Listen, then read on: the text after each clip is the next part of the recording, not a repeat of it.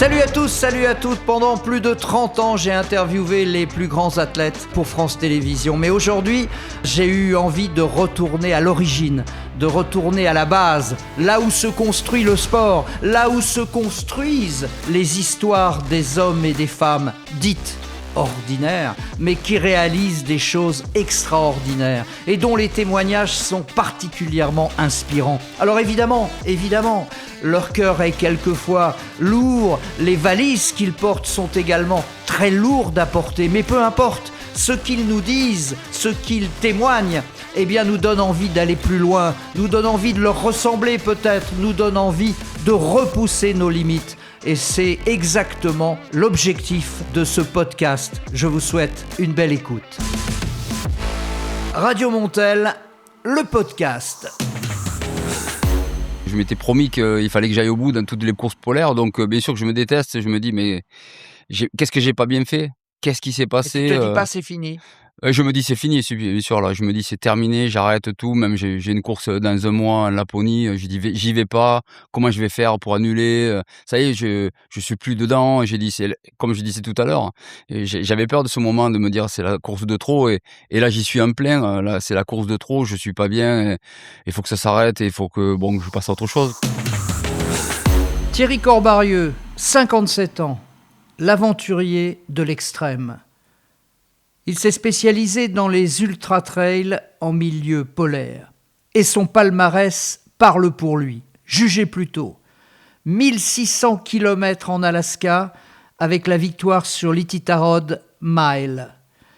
700 km dans le Grand Nord canadien et un triomphe sur le Yukon Arctic Trail. Vous ne connaissez pas encore Thierry Corbarieux ? Normal, parce qu'il porte en permanence l'humilité et la discrétion en bandoulière. Pour Thierry Corbarieux, donc 57 ans, est-ce que tu as vu le temps passer ? Il passe vite le temps, hein. Je le vois passer, mais je trouve que je le vois plus passer peut-être maintenant parce que je me dis que c'est peut-être plus difficile et qu'il y en a moins à faire. Donc tout ce que je vais apprendre, je le prends avec un grand plaisir. Ouais, mais dans ta tête, est-ce que tu as l'impression d'avoir 57 ans, honnêtement ? Ou est-ce que l'âge n'a pas d'importance ? Non, je pense que l'âge pour le moment, il m'impacte pas trop, si ce n'est peut-être pour la récupération. Donc là, dans la tête, ça va. Quand j'ai un projet, je me donne à fond comme si j'étais beaucoup plus jeune. Mais pour l'instant, il m'impacte pas, non, mentalement. Comment tu te définirais, toi ? Est-ce que tu te définis comme un aventurier ? Est-ce que tu te définis comme un ultra-trailer de l'extrême ? Est-ce qu'il y a une définition qui te convient ou... Déjà, c'est une très bonne question parce que j'étais longtemps frustré par les gens qui m'appelaient aventurier, alors que moi, je m'entraînais énormément en course à pied, donc je faisais des ultras déjà depuis longtemps. Puis en fin de compte, je trouve que maintenant, ça me convient mieux. De tout temps, j'aurais dû même pas être frustré par ce terme aventurier, puisque ça me concerne bien. Je fais des courses un peu différentes dans des milieux où on n'est pas forcément toujours en train de courir. Donc un aventurier, pour moi, c'est quelqu'un qui se projette sur des projets à long terme et qui se donne sur pas forcément avec un chrono, même si j'aime ça. Oui, aventurier, ça me convient mieux, oui. Oui, mais un aventurier, c'est quelqu'un qui laisse quand même la part au doute, la part, une sorte de porte ouverte. Toi, j'ai l'impression qu'on pourrait peut-être te définir comme un aventurier méticuleux, c'est-à-dire quelqu'un qui, quand même, en amont, prépare les choses de manière très, très, très importante, très, très fine. Tout à fait, c'est ce qui me caractérise d'ailleurs dans le monde de l'ultra et surtout de l'aventure, c'est que moi je suis très précis dans toute ma préparation. J'essaye de prévoir mes projets à long terme, même si j'en cumule souvent dans l'année, mais je me prévois des projets pour justement me préparer comme il faut et anticiper toutes les problématiques. Je me dis que je vais forcément en avoir sur le terrain, donc si je peux en épurer un maximum, ça me permet d'être plus serein, effectivement, et c'est ce qui me caractérise, et je pense que c'est ce qui m'a aidé dans toutes ces années de franchir souvent la ligne d'arrivée, même si par moments j'ai eu des défaillances, bien sûr, comme tout le monde, mais souvent c'est cette méticulosité qui a fait que j'ai pu finir et surtout m'épanouir dans ces aventures. t'épanouir dans des territoires hostiles, parce que c'est quand même ce que tu as cherché. C'est-à-dire, c'est un peu paradoxal parce que cet épanouissement qui vient aussi d'une préparation méticuleuse, tu vas la transposer dans un univers qui est profondément hostile, donc qui peut te faire du mal finalement. Oui, tout à fait, même si moi je le vois pas comme ça, parce que c'est souvent, l'accumulation d'expériences qui fait que, je perçois pas le danger. C'est pas que j'y vais avec inconscience, bien au contraire. Je sais que c'est très dangereux par moments, que ce soit dans le chaud, dans le froid, dans les univers où je vais. Mais par contre, moi j'ai conscience de ça, mais je me prépare tellement que je suis en adéquation avec les projets avec lesquels je m'oppose par moment et souvent, dans des milieux très hostiles effectivement, mais je suis, prêt souvent à, pour ces projets, aller, de l'avant et à avancer souvent, sur des moments, difficiles. Mais, je suis prêt, Pourquoi? Est-ce que tu ressens à ton âge encore le besoin de prouver quelque chose? Alors, pas forcément aux autres, mais de te prouver quelque chose à toi-même. C'est franchement, c'est chaque fois, l'éternel recommencement pour moi. J'ai l'impression d'avoir rien fait pratiquement et À chaque même fois que tu prends ouais, un ouais, nouveau projet, chaque fois que je prends un nouveau projet, je me dis, «Est-ce que j'en suis capable?» Je suis emprunt au doute et je trouve que même de plus en plus, je suis emprunt au doute et ça devrait être le contraire, hein, parce que, j'ai quand même de l'expérience maintenant, depuis plus de 20 ans que je fais ça, mais, je suis toujours dans le doute. Je j'ai tu as pas besoin toujours. du doute en fait? Peut-être, c'est peut-être ce que je recherche d'ailleurs, c'est ces moments, où j'ai pas confiance en moi, où je me dis: «Est-ce que j'en suis capable? Est-ce que je suis, est-ce que je suis prêt?» Toutes ces doutes-là, je les ai et quand il y a le départ, presque c'est la libération parce que, beh, là, je suis plus dans le doute, là, il faut que je sois dans l'action. Mais tous les moments avant et je l'ai trouvé même sur mes dernières courses, c'était pire qu'avant. Je me dis: «Mais est-ce que vraiment, je suis encore prêt pour faire ce genre de choses?» Mais Thierry, tu sais qu'un jour, tu vas te trouver face à un mur et la réponse, ce sera: «Non, je suis plus capable de le faire» et ce jour-là, tu vas réussir à assumer ça? J'en suis pas sûr. Je le redoute d'ailleurs ce moment-là, de me dire, «Beh, là j'ai pas réussi parce que j'en suis plus capable, mais je suis peut-être allé trop loin». Je me suis posé cette question d'ailleurs dernièrement en me disant: «Beh, il faut peut-être que j'arrête là». Parce que, d'abord je vivais pas les choses comme ça avant et c'est assez nouveau d'être, sous tension avant. Je me suis mis de la pression alors que j'en avais pas besoin. Et j'ai peur aussi de ce moment de me dire: C'est peut-être la course de trop», donc je réfléchis. Je réfléchis justement à l'avenir et de savoir, qu'est-ce que je vais faire maintenant? Je veux pas m'arrêter comme ça, en ne pas réussissant ou, justement me mettre en danger parce que j'ai plus confiance en moi, parce que souvent c'est dans la tête que ça se passe et de plus avoir confiance en soi, des fois on peut faire des erreurs et je veux pas en arriver là, quoi. Justement, je voulais revenir sur ce qui s'est passé récemment, où tu as alterné, on peut le dire, le chaud et le froid. Ça a commencé par le glacial parce que, en fait, tu as été contraint à l'abandon. Donc il y a eu un moment où tu as dû te poser cette question: «Est-ce que c'est pas la course de trop?» Alors ça se passait où? Ça se passait, Ça passait au Yukon Arctic Ultra là, donc Yukon que je connaissais bien puisque que je tu l'avais avais gagné déjà? ouais, en 2019 je l'avais remporté donc j'étais heureux d'y revenir. En plus, c'était un nouveau parcours, tout allait bien, Combien de kilomètres? il y avait, 600 kilomètres, 645 kilomètres exactement. Bon, le parcours initial, il faisait presque 700 donc je me suis dit: «Un peu moins, c'est chouette», mais bon, le parcours me plaisait pas forcément non plus parce qu'il y avait un aller-retour.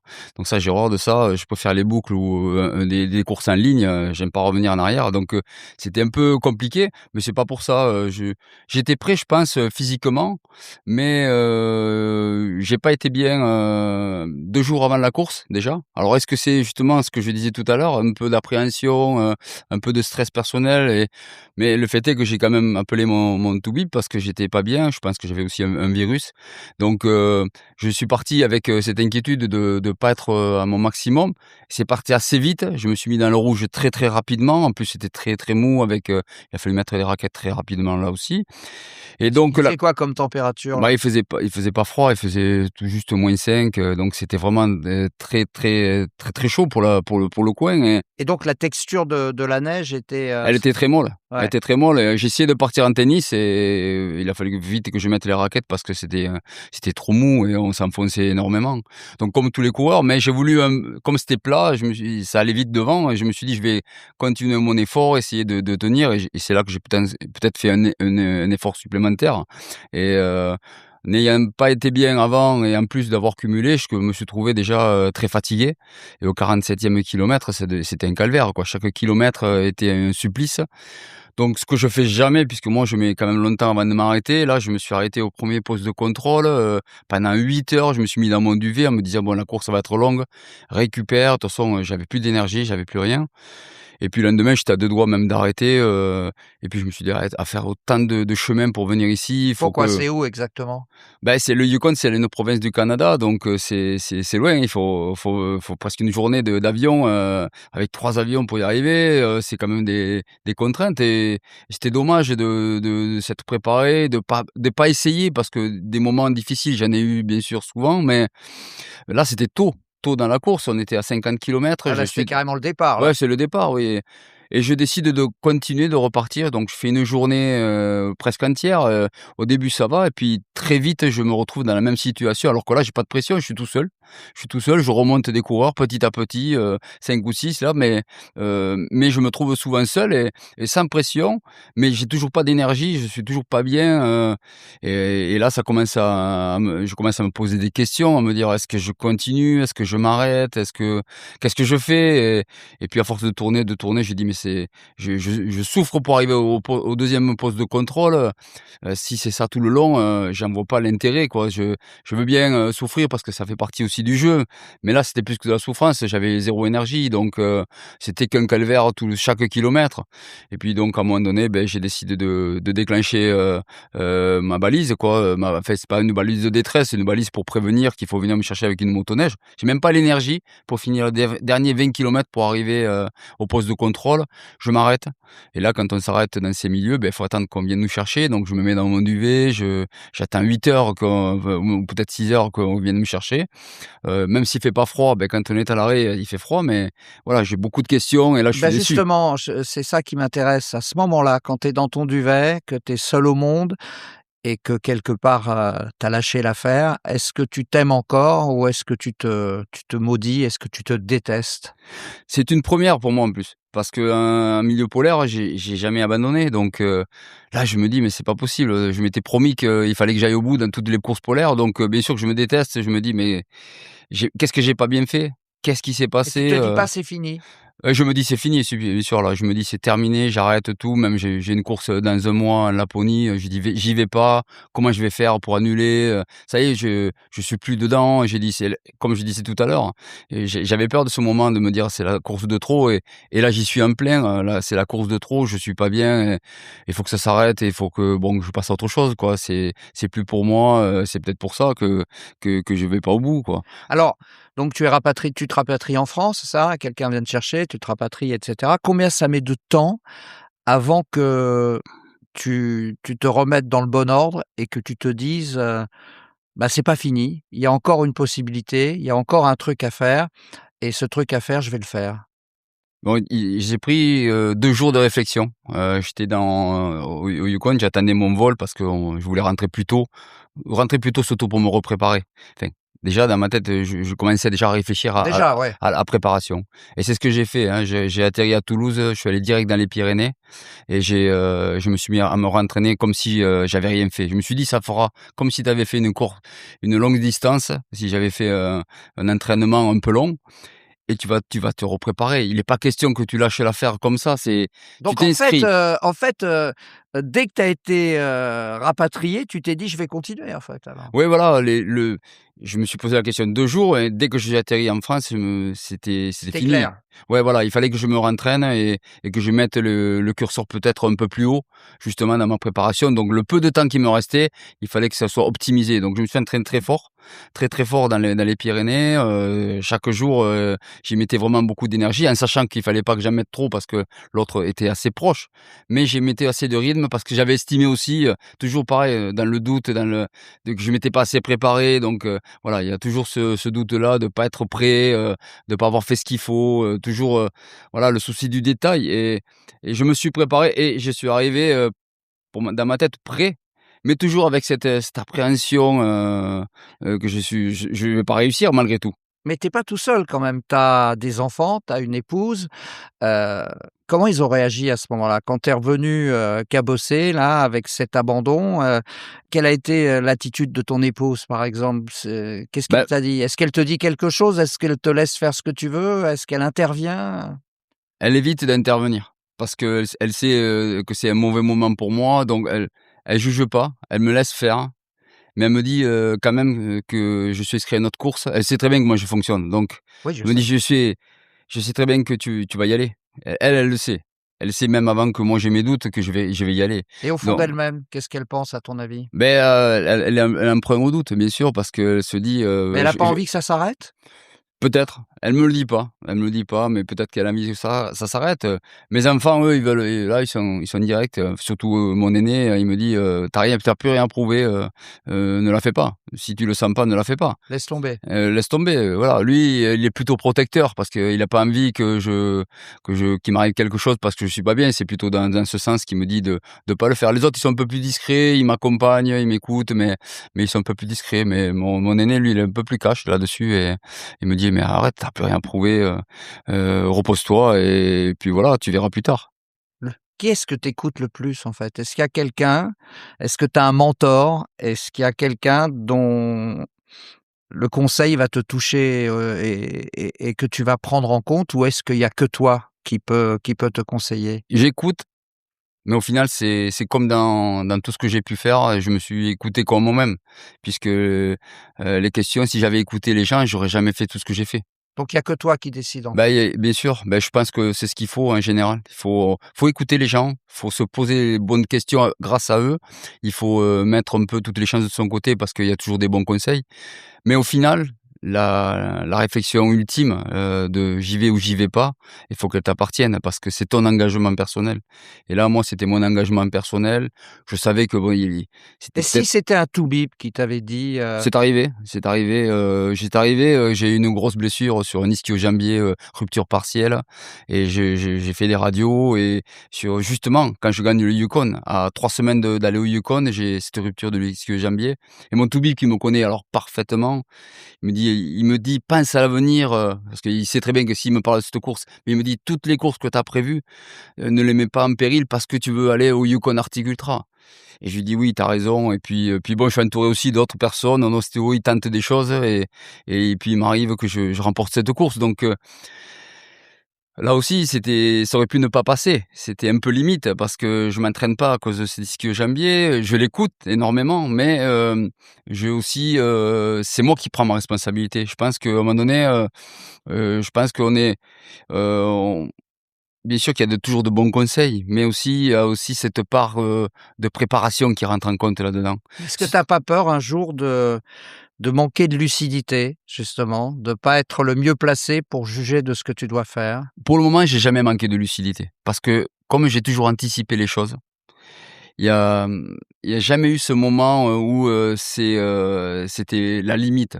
J'ai jamais été on me dit: «Est-ce que tu as eu peur un jour sur tes courses ou dans?» Non, j'ai jamais eu peur parce que j'ai jamais franchi cette limite où j'avais vraiment, où j'avais des vacillements, où le cerveau n'était plus, assez peut-être irrigué, ou il était plus placé pour savoir si je devais avancer. Tu as Non. jamais eu d'hallucination? Ah, les hallucinations, mais ça fait partie du jeu. Pour moi, c'est la normalité, les hallucinations. C'est normal que quand on dort, très peu comme moi je fais, il y a des moments où mais là, je les connais, je les anticipe, je sais qu'elles vont arriver. Je me le dis moi-même, il va y avoir forcément des hallucinations. C'est normal, c'est dur parce que tu sais que c'est une hallucination, mais tu pas forcément envie de les vivre parce que c'est des mauvais moments quand même, les hallucinations, bon, c'est souvent des personnages que tu vois, hein, dans les hallucinations. Enfin, pour ma part, hein, après il y C'est en a quoi? C'est des personnages qui ouais, de cauchemars? non, c'est plutôt, bah, ça dépend, quand on est dans le froid, il y a les arbres qui sont chargés de neige, par exemple, qui font des courbes, donc c'est beaucoup d'animaux, enfin De de choses géants? comme voilà, de géants, des fois, j'avais envie de prendre des photos tellement que c'était réel, mais on sait que ça va arriver. Mais pour moi, c'est pas la limite, où tu vas vaciller, Alors c'est quoi jamais. la limite? C'est encore au-delà de ça? Ce Ouais, serait moi quoi aussi, dans ouais. ton esprit la limite? Bah, que tu peux plus avancer, mais que tu avances quand même, mais jusqu'à l'épuisement total. Moi, quand je suis vraiment épuisé, je m'arrête, je me repose. Ça arrive là, sur la dernière course, j'étais à 1 heure du poste de contrôle, j'avais pas trouvé la cabane où je voulais dormir. Mais j'aurais pu forcer pour aller pour gagner du temps encore, mais j'ai mis mon duvet, j'ai dormi pendant 1 heure et quart et après j'ai redormi au poste de contrôle. Je vais jamais, aussi loin pour me dire, je vais forcer pour atteindre vraiment cette limite. Non, je fais très attention à ça. Alors on revient donc à cette mi-temps, première mi-temps donc qui se passe très mal puisque tu es contraint à l'abandon et puis cette deuxième mi-temps, c'était prévu cet enchaînement donc et finalement il arrive au bon moment puisque tu pars, pour la Laponie suédoise. Alors là, c'est quoi le projet là? Déjà que j'avais besoin de me motiver, je les avais fait les 2 courses. Le Yukon, je l'avais fait, j'ai horreur de faire les mêmes courses. La Laponie, je l'avais gagnée de 2 ans auparavant et je me dis: il me faut une motivation supplémentaire». C'est pas, que je voulais surenchérir, c'est plutôt me dire pour me motiver, j'ai dit: «Tiens, mais si est-ce que je ferais pas les 2 dans l'enchaînement? Ça serait génial, de me dire, voir si j'en suis capable». Là, la C'est Laponie, c'est combien de kilomètres? C'était 500 kilomètres, 511 exactement. Donc, je connaissais le parcours puisque je l'avais fait, 2 ans auparavant. Donc j'y vais avec, la connaissance du terrain déjà, ça c'était très important et puis, bien sûr avec plein de doutes parce que, j'avais pas réussi, quelque temps avant et surtout, une pression que je connaissais pas, ce que je disais tout à l'heure, même jusqu'à la veille, j'étais vraiment en tension alors qu'en général je suis quand même assez serein avant la course et là, bien au contraire j'étais pas bien. J'étais pas bien mais j'ai dit: «Mais» là je me suis dit: «Mais pourquoi je suis revenu quoi? C'est Là, pas possible». un échec, un deuxième échec consécutif, ça aurait eu des conséquences sérieuses sur ton avenir là, Peut-être oui, je pense que j'aurais peut-être arrêté, directement, un 2e échec, je me serais dit: «C'est bon, c'est fini pour toi, tu plus où à trouver la motivation, où tu as plus l'énergie», ou enfin j'aurais eu plein de doutes, mais alors peut-être ça serait estompé parce que je suis un homme de compétition donc j'aurais peut-être mais ça aurait quand même peut-être mis un grand frein à mes projets futurs. bon alors là tu arrives, tu es dans le doute. Comment tu gères mentalement donc la veille du départ, quand tu es pas, complètement serein quand même? J'appelle un ami qui s'appelle Gérard Segui et je lui dis, vraiment, je suis dans le doute, je suis pas bien du tout et lui, il me connaît par cœur. Il m'a accompagné autour du monde, il me connaît sur plein de courses, on a fait plein, c'est un ami donc et je lui dis, «Je suis pas bien». Mais lui, comme il me connaît par cœur, il trouve les mots. On parle de mentors ou de gens qui comptent, lui, je savais que si je l'appelais, il allait me donner les paroles qui me convenaient Et qu'est-ce qu'il et t'a dit alors? ouais, il m'a dit: «Mais qu'est-ce que tu vas avoir comme doute? Tu te rends compte?» Il me raconte tout le passé que j'ai pu avoir, des courses, c'est pas parce que tu as fait ça, au contraire, serre-toi-en pour pas réitérer les mêmes erreurs et surtout ne pars pas vite. Ne pars pas vite, en plus il y avait Mathieu, il me dit: surtout ne suis pas Mathieu, Mathieu Mathieu» Blanchard. ouais voilà, «Ne le suis pas, laisse les autres, fais ta course et tu vas voir, ça va bien se passer». Donc il a les mots qui vont bien parce qu'effectivement, c'est ce que j'avais envie d'entendre donc c je raccroche, j'ai un peu plus de sérénité. Bon, même si je suis pas à 100 mais je suis mieux et je prends le départ avec, un peu plus de tranquillité. Alors la météo, c'est quoi là cette fois? C'est toujours pareil, il fait pas froid. On est à -5, là aussi, c'est mou, mais comme il avait fait très, très froid les dernières semaines, il y avait une secouche qui était assez dure. Donc dans les 50 premiers kilomètres, on court. On peut courir, en plus c'est une grande rivière, on court et je connaissais, sauf il y a une côte à un moment donné, on court un peu moins là. Non, les 40 premiers kilomètres. Donc on est sur cette rivière, je cours et justement je me trouve avec Mathieu pendant 40-45 minutes et heu et on discute, mais je me mets pas dans le rouge, au contraire, je suis bien et c'est une libération. Oui Je parce me que sens super bien. Oui, parce que, forcément, tu compares avec la course d'avant, où dès le départ, tu étais pas bien. Donc là, déjà, tu es rassuré d'emblée, quoi. Ah complètement, quand je démarre, je me sens bien, je me sens serein, alors que je l'étais pas la veille et dans le déroulé, ça se passe vraiment, bien. Je suis jamais, je force jamais. Je suis, vraiment en déroulé, quoi, et je me dis: «Je suis en déroulé, ça se passe bien». Il y en a qui sont partis devant, mais je ne me préoccupe vraiment pas de la course. Mon objectif, vraiment, il est de finir. J'ai besoin de franchir cette ligne d'arrivée. Je pense vraiment pas au classement, même si je suis un compétiteur, à ce moment-là, c'est vraiment mis de côté et c'est pas de ça que je pense. Je pense qu'à moi et à me sentir bien, en début de course. Et là, le danger, ce serait quoi? Ce serait l'euphorie alors peut-être? Oui, c'est le danger, l'euphorie, mais justement, je vais pas réitérer l'erreur, de forcer comme, la dernière course. Je pars, tranquille et sans avoir envie de faire l'euphorie. Je me dis: «Le chemin va être long, j'ai vraiment le temps et dans tous les cas, je veux franchir cette ligne d'arrivée». C'est absolument le seul objectif que j'ai dans la tête, alors que vraiment je suis vraiment un compétiteur, mais vraiment c'est cet objectif. Et donc là, quelle est la clé alors pour bien figurer dans ce genre de course? Tu disais tout à l'heure, c'est la gestion du sommeil aussi, et là, tu es devenu un peu un spécialiste avec le temps, non? Alors Oui, c'est quoi ta recette là? bah, déjà, de connaître le parcours, ça m'a permis de savoir tous les temps de passage où je les avais fait l'année avant et savoir 2 ans avant et de me dire, j'avais un déroulé dans la tête de savoir à quel où c'est que je voulais arriver. Donc il y avait des objectifs à court terme, hein, parce que moi je vais jamais me projeter très loin, mais là, à court terme, j'ai des objectifs et il faut juste que je les atteigne et je suis dans le bon tempo pour les atteindre. Même, je suis même plus rapide dans un premier temps qu'il y a 2 ans. Donc je vais pas me précipiter, pas d'euphorie effectivement, à ce moment-là et les 2 premiers jours même on fait 100 kilomètres par jour avec une luge, et Combien? des 100 kilomètres par 100 jour. kilomètres. 100 kilomètres par Ah jour. oui. Avec une luge et des raquettes, c'est bien, même, quand on arrive au 2e poste de contrôle, Mathieu Blanchard était là et il me dit: «Mais déjà vous êtes là, mais vous avez 500 kilomètres à faire, mais comment ça se fait que tu es déjà là?» Mais je suis bien, je force pas le trait, je me repose, je m'arrête pour dormir. Alors c'est quoi? C'est des petites sessions? C'est quoi? Alors moi, je m'arrête pour dormir, c'est entre 2 et 3 heures par jour. Les gens croient que je dors pas, mais je dors. Bien sûr, je dors, mais je dors 2, 3 heures par jour. C'est pas Oui, mais beaucoup. en continu ou c'est par tranche? Non, c'est quand je décide de m'arrêter, je m'arrête 2 heures. Tu Enfin, mets ton réveil, c'est ça? je mets pas de réveil, j'en ai pas besoin. C'est calé dans ma tête. 2 heures, c'est 2 heures. T'as 3 heures, jamais c'est tu 3 heures. jamais été surpris, Jamais. en disant: «Bah, je dors pour 2 heures» et te réveiller 4 heures après? Non, par contre, être surpris de me lever trop tôt, oui, ça souvent et je reste au lit. L'essentiel parce que je l'ai déjà eu fait dès que je me réveille partir et ça c'est contre-productif parce que là j'ai un coup de barre qui arrive très rapidement.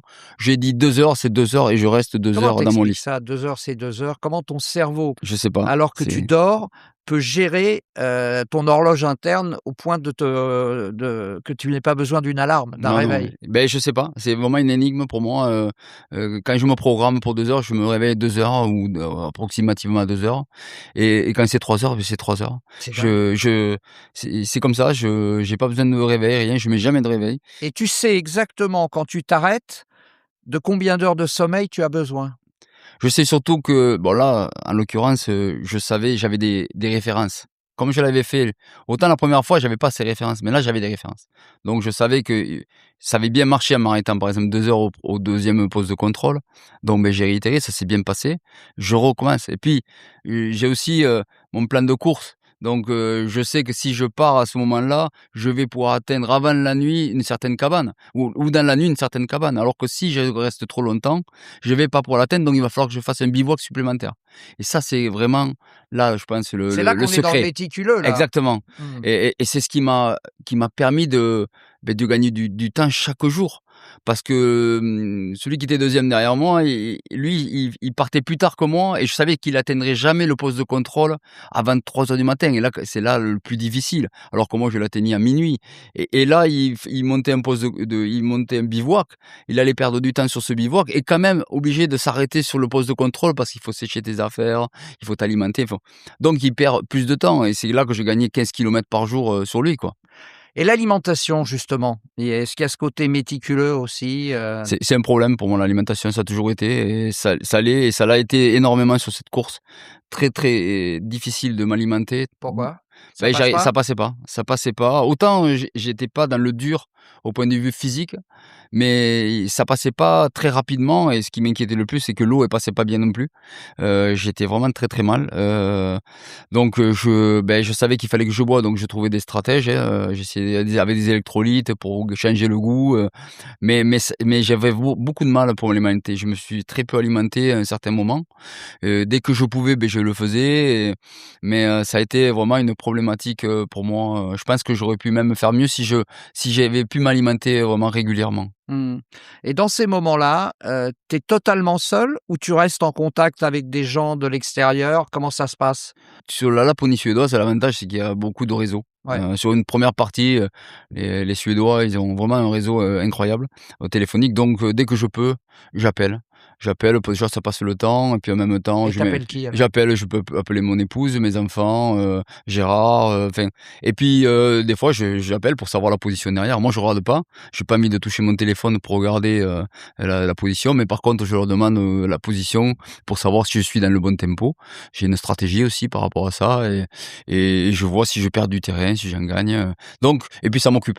Ça m'occupe, alors j'appelle pas tout le temps parce que j'ai pas tout le temps pas du réseau, mais j'ai pas toujours les batteries, en adéquation avec ce que je voudrais passer, comme temps au téléphone, mais j'essaye de passer du temps, quand je peux. Puis ça fait du bien, hein, quand c'est des moments où justement je suis pas bien, j'ai appelé pendant 2 heures mon fils qui était avec un ami, parce que je savais que c'était le moment où j'allais m'endormir. Donc de leur parler, ça m'a permis aussi de tenir, à un certain moment de la nuit. Tu as quand même besoin des autres malgré tout. Bah, oui, c'est un sport individuel, mais c'est la somme, des compétences des uns et la présence des Donc autres qui fait qu'on on réussit. C'est pas qu'un sport individuel, bien au contraire et c'est pour ça aussi que ça me plaît, hein, c'est le fait de pouvoir partager ça. alors je vais pas être désagréable avec toi, mais enfin bon, il y a un truc quand même qu'il faut dire, c'est que bon, tu parles souvent de Mathieu Blanchard qui a fait aussi, les mêmes parcours que toi, hein. Je crois que vous avez fait de l'extrême tous les 2. C'est pas t'insulter, c'est pas te manquer de respect que de dire que, tu es beaucoup moins connu que lui. Est-ce que ça, c'est quelque chose que, tu as voulu en fait? C'est-à-dire rester dans un anonymat relatif, pas tout à fait anonyme bien sûr, mais ne pas aller chercher, volontairement la lumière. Bah, déjà, on n'est pas de la même génération, donc on n'a pas ce rapport au réseau, que lui peut avoir, même s'il y a des gens de mon âge qui sont très assidus Influenceur aussi. voilà, qui sont influenceurs ou assidus là-dessus. Donc non, je pense que si j'ai été comme ça, c'est que ça me convenait et plus ça va dans le temps, plus ça me convient, quoi. Au contraire, je veux dire, moi, j'ai pas besoin de pression supplémentaire, je peut-être que ça me conviendrait pas justement d'avoir de la pression médiatique, juste avant une course, j'en ai assez. Donc non, je regrette nullement, c'était rigolo parce que sur l'équipe quand j'ai lu, quand il a écrit, 2 900, followers pour Thierry Corbarieux, soit 632 000 pour, Mathieu Blanchard, ça m'a fait sourire parce que c'est la vérité, c'est comme ça que ça se passe Ça te met et pas ça les me boules ça te met pas les boules ça? non, pas du tout, non, non, j'ai pas eu besoin de ça moi pour vivre. Je comprends aussi les besoins parce qu'on n'est pas dans la même dimension, lui c'est un métier, moi Mais tu aurais pas voulu en faire un métier bah, justement? peut-être, mais est-ce que j'en avais les capacités? Je ne sais rien et puis Bah on si. n'était pas dans la même période. Quand moi je veux dire, c'est pas maintenant que je vais en faire mon métier. C'est pas 57 ans qu'on va en faire son métier. Moi, j'avais un autre travail qui me passionnait, que j'ai adoré, voilà, qui m'a Qui animé est? et j'avais une entreprise dans le bâtiment, en électricité et en climatisation et je me régalais avec ça. Moi, c'était un exutoire pour moi. Moi, la course à pied, ça n'a été qu'un exutoire pour me sentir mieux justement dans mon entreprise, dans ma tête et par rapport à toutes les contraintes, tout ce que j'avais comme, professionnellement. Donc moi, je l'ai jamais pris pour quelque chose de professionnel. Puis à l'époque où je le faisais, parce qu'il faut pas se mentir, j'ai gagné pas mal de courses, mais on n'en parle que maintenant. Et toutes ces courses, elles étaient anonymes. Il fallait que Mathieu arrive sur le circuit, polaire pour que les gens ils se rendent compte qu'il y a des courses incroyables. Mais y compris pour la Barclay, parce que la Barclay, tu as été le premier Français à la J'étais le faire. deuxième Français, après, Maudoui, Christian Maudoui, justement, 2e Français là aussi. C'était pas du tout connu, même moi je connaissais pas, j'y suis allé comme ça au dernier moment, j'ai remplacé Rémi Gégard, sur le coup là et je connaissais pas du tout alors que c'est devenu médiatisé, à outrance mais voilà, j'allais parce que j'étais curieux d'aller dans des univers, comme là, je suis sûr que la plupart des gens connaissent pas l'Iditarod, la Ah oui, course. alors l'Iditarod, Ouais, justement, c'est un truc de malade. mmh. 1600 kilomètres en Alaska, c'est ça? Alors il y a déjà la course de qualification à 530 kilomètres qui permet de se qualifier pour l'Iditarod, ultime, qui est le chemin, que vont parcourir les chiens de traîneau, les fameux mushers, ils vont partir d'Anchorage, la capitale de l'Alaska et ils vont aller jusqu'à Nome, 1600. Alors, une année c'est au nord, une année c'est au sud et le sud, c'est même les mushers, ils ont peur, il y a très peu de monde qui y va parce que c'est le côté le plus difficile. Pourquoi? Parce qu'il est très exposé, parce qu'il faut passer sur la rivière Yukon sur 200 kilomètres. Il y a pas une seule cabane en cas de tempête et Dieu sait qu'il y en a beaucoup de tempêtes dans ces coins-là. Et là, la température peut aller à -40 là? L'année où je l'ai faite, en 2023, je crois, oui, c'est ça. Il fait -38, -40, pratiquement tout le long, quoi. C'était incroyable, il faisait super froid. Cette année, il a fait très, très froid aussi. Il peut faire beau, mais on a 30 jours pour faire le parcours.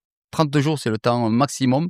Et pour donner un exemple, cette année, il y a personne qui est arrivé, aucun coureur n'est arrivé dans les temps parce que les conditions étaient terribles.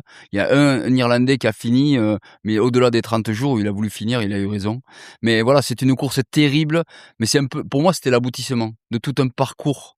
Est-ce que c'était une, quête spirituelle là? Oui, certainement aussi, parce que je m'étais projeté sur cette course depuis quelques années en me disant: «Pour moi, ça va être le graal de faire cette course» et que déjà, je savais pas si j'en étais capable. J'ai fait une course après le Covid en 2021, même pas une course. J'ai fait une expédition solo en Laponie suédoise. J'ai fait tout le Kungsleden qui fait 460 kilomètres, même si j'en avais fait 530 parce que je me suis pas mal trompé. Tout seul, sans prévenir personne, ni les autorités, rien. J'ai fait tout seul ça et ça m'a donné énormément d'expérience pour justement l'Iditarod, l'appréhender, voilà. Donc quand j'ai fini, cette course l'Iditarod, main dans la main, premier avec, Beat, la légende de la course qu'il avait fini 7 fois. Ça s'est passé quand le fait de se dire, «On va terminer ensemble cette C'est histoire»? arrivé, je suis parti, j'étais très rapidement devant et au bout du 600e kilomètre à peu près, j'ai eu une douleur dans le dos, donc j'ai fait 8 kilomètres c'était pour moi, c'était un supplice de revenir en arrière sur 8 kilomètres parce que j'avais besoin de voir qu'est-ce que j'avais et je pouvais pas, aller plus loin parce que je savais que s'il m'arrivait quelque chose à l'endroit où j'avais mal, C'est mort. on pouvait pas venir me chercher. Le seul moyen pour venir nous chercher, c'est des petits avions, des hydravions là qui viennent sur la neige avec des skis et à l'endroit où j'étais, on pouvait pas venir, nous chercher, c'était impossible avec que des arbres. Donc je suis revenu en arrière pour me préparer et à ce moment-là, j'avais plus grand chose à manger et quand l'américain et le japonais sont revenus sur moi, ils me disent: «Viens avec moi», moi j'ai été un peu réticent parce que j'avais rien à manger, mais j'ai dit: «Beh oui, je repars avec vous» et je me suis dit ils m'ont donné un peu à manger et pour la journée et je me voyais pas, alors qu'ils m'avaient donné à manger, m'en aller. Donc je me suis dit: «Ou je finis avec eux ou je finis pas». Mais il est pas question que je joue la compète alors ils m'ont aidé quelque part. Donc dans ma tête, c'était clair. Hem, Ça s'est dessiné à ce moment-là. Donc le japonais un peu lâché parce que c'était dur pour lui et on finit avec l'américain Beat, Et main dans là la main. et là, dans ce que tu me racontes Thierry, on n'est plus dans le sport là. On n'est plus dans le sport. On est dans l'humanité là. On est dans quelque chose qui dépasse tout ça et quand tu as répété au moins depuis qu'on a commencé ce podcast, au moins 3, 4 fois: «Je suis un compétiteur», là, il y a plus de compétition là. Enfin, Non, j'ai non. pas l'impression qu'il y ait une compétition là. Là, à l'Idi Tarot justement c'est plus une compétition effectivement, c'est un aboutissement, de quête, vers le chemin, arriver. C'est juste arriver, on veut tous voir Nome quoi. On veut tous voir cette ville même C'est marrant que ça s'appelle Nome d'ailleurs c'est parce qu'il ouais, y a homme dans et ouais, Nome, hein. ouais, il y a Nome et puis on sait que c'est l'un des derniers villages, importants, de l'Alaska. Il y a des tout petits villages après, mais celui-là, c'est le dernier village donc on a tous envie d'y arriver. On sait que alors c'est un gros investissement, hein. On part un mois, plus d'un mois et demi parce que toutes les denrées alimentaires c'est nous-mêmes qui les envoyons depuis les États-Unis. On a 11 envois de denrées alimentaires parce qu'on peut pas avoir, tout 30 jours dans notre luge, c'est pas possible. On pourrait, mais ça serait beaucoup plus dur et donc on envoie toutes ces boîtes, depuis la poste aux États-Unis, donc il faut venir un peu avant. Donc moi, j'étais parti plus d'un mois et demi. Donc c'est un gros investissement familial quand même de faire ce genre d'épreuve, hem et puis physique parce que, je me rappelle, il y avait un rassemblement, de Simalp, juste, le jour de mon arrivée.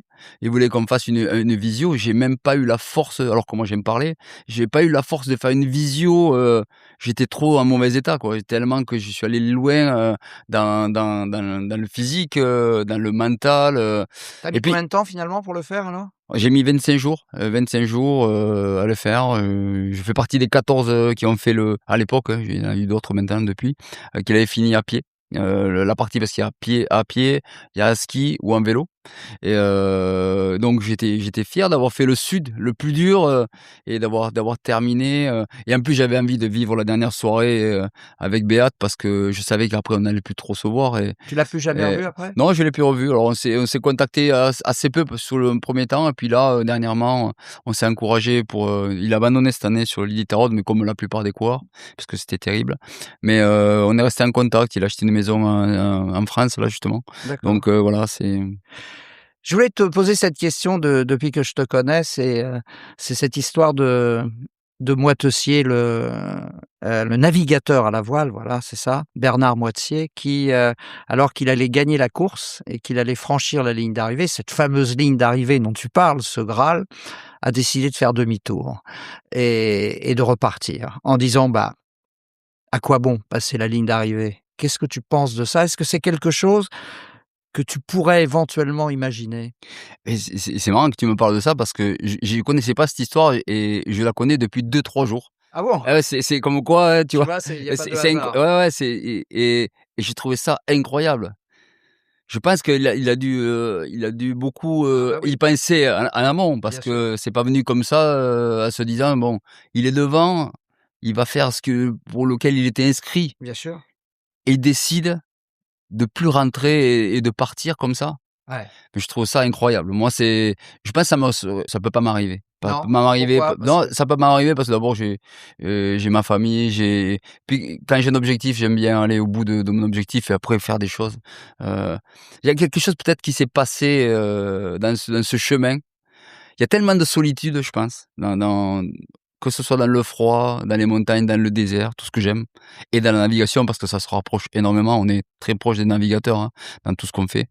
Et il y a cette solitude qui fait aller des fois très, très loin, spirituellement, ou même, dans la recherche, de la quête, comme, souvent on me pose comme question: «Alors qu'est-ce que tu recherches?»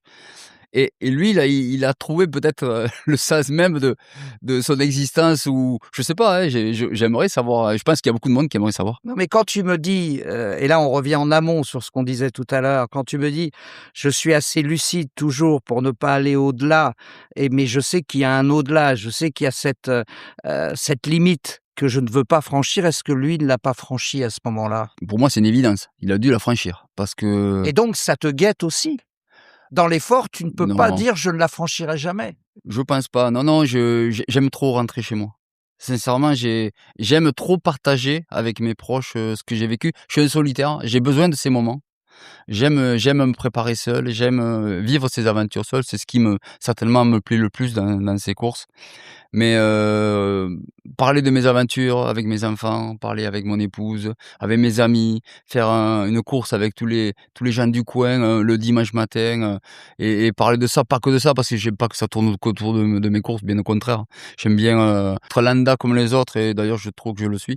Et mais j'ai pas envie que ça soit rébarbatif, même souvent je dis: «Oui, à force ils doivent en avoir marre de me voir, toujours, mis des fois en avant dans les manifestations». Moi, j'aime bien être tout seul, tranquille, mais je pense que ça m'arrivera jamais parce que j'ai trop le bonheur de revenir. En tout J'ai cas, arrivé à 57 ans donc, tu as envie de transmettre, tu as envie de Ouais. partager. Tu as fait un tour du monde avec un de tes fistons, à la rame, en vélo et à pied. Ça a été une aventure extraordinaire et là, tu veux remettre le couvert avec un autre de tes fils, c'est ça? C'est exactement ça, c'était l'aventure de ma vie, ce tour du monde avec Yann. Et Plus que tout ce que tu me racontes depuis tout à l'heure? même au-delà de tout ça, parce que le partage, on en est encore, hier, on a regardé le film, au salon à Toulouse, et à Oxygène, et on avait encore les larmes aux yeux, hein. Ma femme, elle a fait que pleurer pendant tout le film, alors qu'on l'a vu 10-20 fois, peut-être le film, peut-être plus même, à force de le projeter. Mais c'était très, très émouvant de se dire, quel bonheur de partager ça 24 heures sur 24. J'étais avec mon fils. Quel bonheur de le partager pendant 7 mois, ce bonheur. Même si ça il y a eu des tensions, même s'il y a eu des engueulades, même s'il y a eu toutes, Bah, il y a surtout eu le fait il a été gravement blessé quand même, bah, non? il y a eu ça aussi. Alors ça, c'était la remise en question. Ça, c'était des questions. Est-ce que je suis pas allé trop loin, pour lui, du moins, même si je savais, c'était l'inquiétude que j'avais dès le départ et c'est ce que j'avais parlé avec lui, que ce qui m'inquiétait, c'était pas forcément la navigation, même si, on a eu des moments difficiles, mais c'était vraiment, la route parce qu'on maîtrise pas tout et en l'occurrence là, hein, quand la voiture, elle a coupé la route Ouais. et il s'est trouvé à l'hôpital.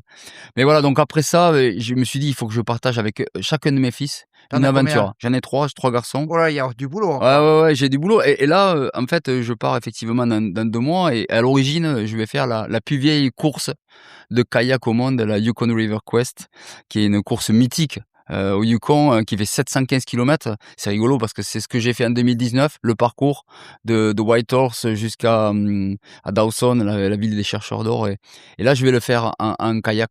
Avec ton Et gamin. avec mon alors à l'origine, c'était avec mon fils qui est vétérinaire sur Angers et je voulais faire avec lui pour qu'il voit les animaux qui se réveillent d'un hiver rude et qui vont, s'abreuver. Enfin, j'avais ça dans la tête de partager ça avec lui, en tant que véto. Je me suis dit que c'était intéressant et qu'il prépare un diplôme européen. Malheureusement, il viendra pas avec nous, mais du coup, beh, j'ai mis Lucas, qui est mon deuxième fils et on va partager ça. Alors la particularité, c'est que, moi, je suis monté qu'une seule fois dans un kayak pour l'instant. Lui, depuis janvier, il s'entraîne et il me dit: «Tu as du retard, il va falloir que tu t'y mettes». Alors, j'ai du temps maintenant, donc je vais pouvoir me préparer, comme il faut pendant 2 mois, mais c'est court quand même.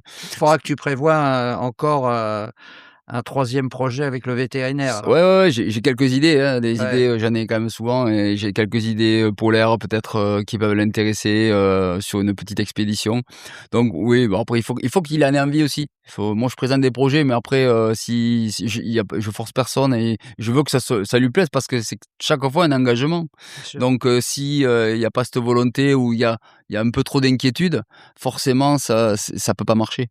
Donc c'est super. Bon, on arrive déjà, ça c'est passionnant, mais on arrive déjà à la fin de cet entretien et je voulais te poser cette question parce que, forcément, il y a une prise de risque qui est permanente. Tu as beau être l'homme le plus méticuleux du monde, tu peux pas gérer tous les paramètres.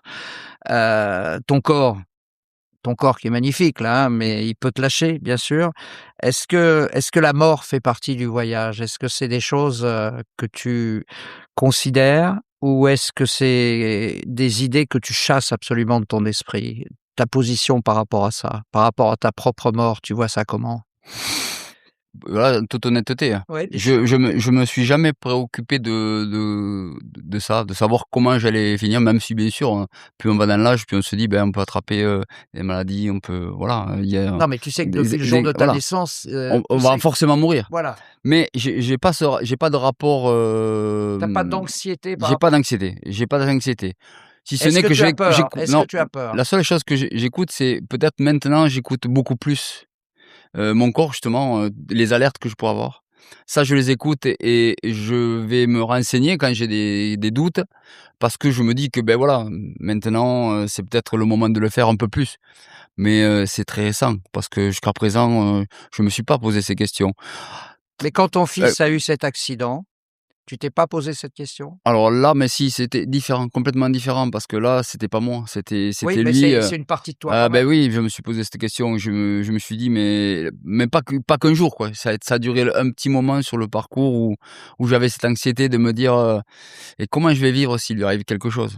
Comment je vais vivre?» Alors il peut m'arriver à moi aussi, mais et lui aussi, comment il va vivre s'il m'arrive quelque chose? Parce Comment que il va survivre? comment il va survivre? Parce que, d'abord, il est très sensible, Yann et c'est vrai que je me suis posé cette question-là, est-ce que de l'avoir amené dans cette, aventure, c'est bien, c'est un partage, mais effectivement, est-ce que c'est pas trop pour lui? C'est pas trop c'est pas trop d'engagement?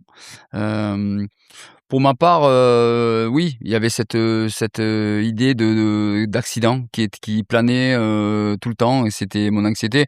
Mais heureusement, j'y pensais pas tous les jours, sinon j'aurais arrêté. Mais, voilà, au final, beh, on a eu les bonnes étoiles qui nous ont permis de franchir, d'arriver sur cette fameuse place du Capitole à Toulouse, avec des souvenirs, à vie. Merci Thierry, ça m'a fait Merci à toi, plaisir de Patrick. partager ce moment avec toi. Merci beaucoup. Merci à toi. Voilà, j'espère que cet entretien vous a inspiré. Je vous donne rendez-vous la semaine prochaine avec un ou une nouvelle invitée. D'ici là, portez-vous bien et abonnez-vous. Alors peut-être